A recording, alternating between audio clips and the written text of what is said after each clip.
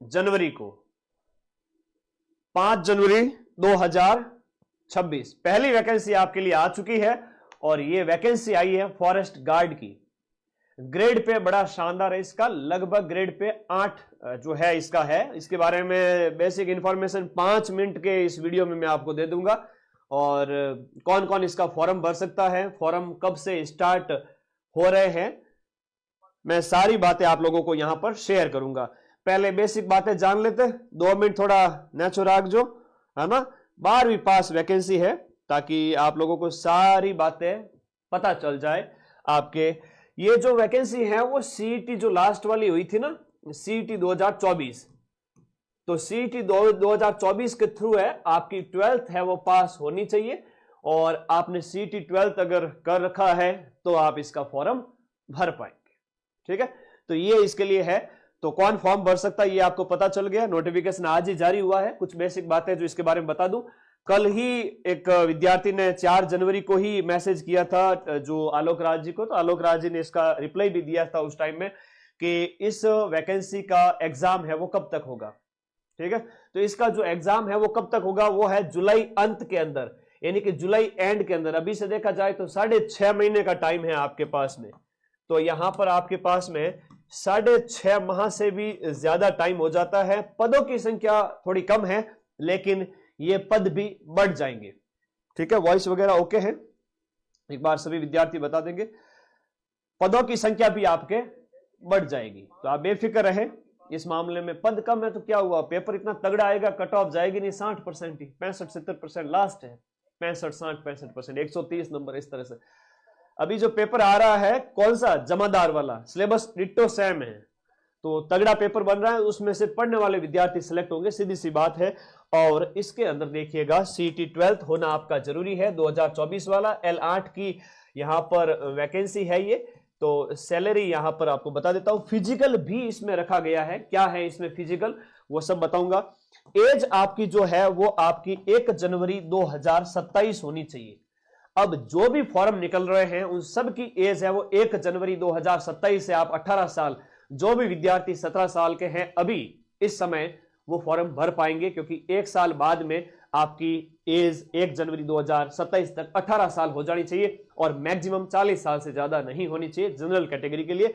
बाकी वालों को एज रिलैक्सेशन मिला हुआ है।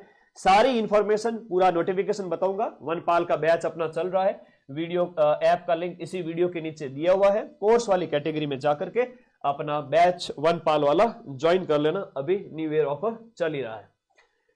सिलेबस वगैरह सब कुछ इसमें बताया गया है।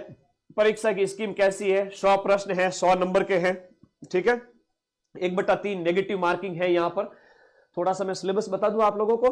ठीक है, तो यहां पर जो सिलेबस कुछ इस प्रकार रहेगा, थोड़ा ध्यान दे दीजिए। पढ़ना क्या है, कई विद्यार्थियों को पता ही नहीं होता है, तो फिर क्या होता है कि भर्ती भले 100 पदों की हो, कट ऑफ जाती है कितनी, लिमिटेड, 70-75% लास्ट। टफ पेपर जब बढ़ने लग जाए उस समय 65-70%। अब बेटा कट ऑफ है वो कम जाएगी। वन रक्षक की भर्ती, ये वनपाल की आई है ना, वन रक्षक की अलग होती है। इसमें 100 प्रश्न होंगे, 100 नंबर के होंगे, 2 घंटे का 120 मिनट का टाइम दिया जाएगा। 10वीं स्तर का पेपर नाम ऐसे लिया जा रहा है, लेकिन 10वीं स्तर से भी थोड़ा ऊपर होता है।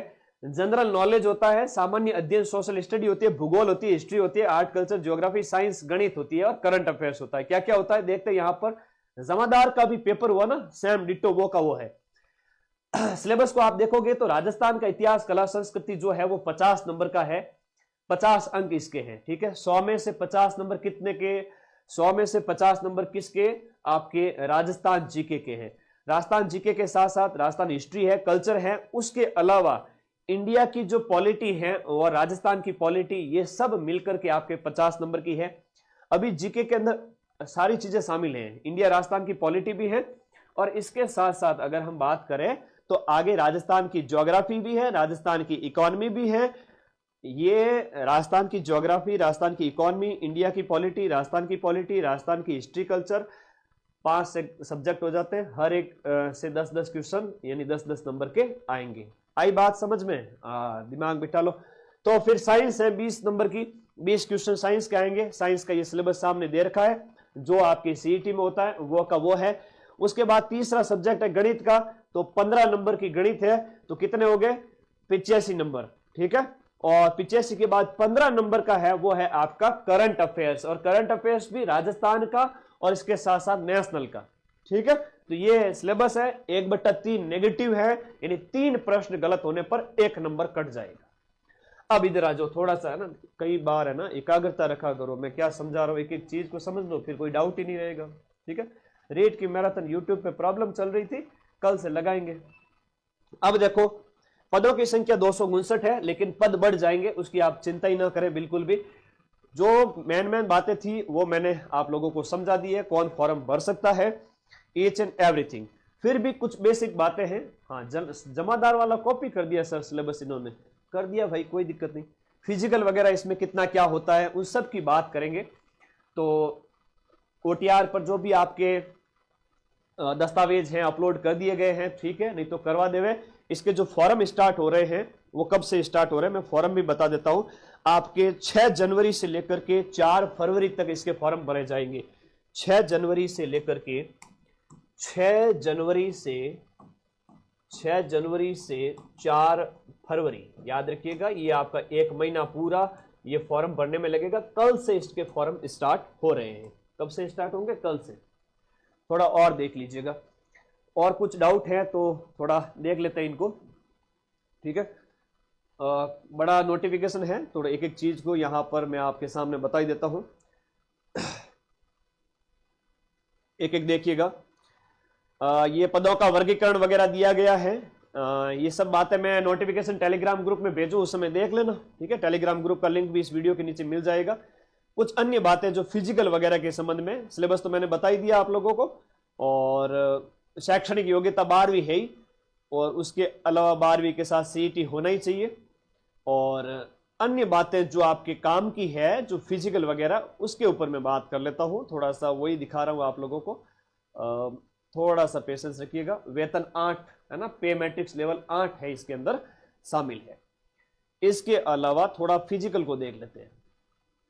पात्रता और शैक्षणिक योग्यता में लिखा हुआ दिख रहा है यहां पर आपका 12वीं, और जो आपका उसके साथ साथ सीईटी ग्रेजुएट 12th है वैकेंसी, सीईटी 12th है वो पास होनी चाहिए, उसके अंदर ये वैकेंसी आती है। शारीरिक मापदंड कुछ इस प्रकार है, देखिएगा। शारीरिक दक्षता और मापदंड। सैलरी कितनी है? सैलरी खूब है।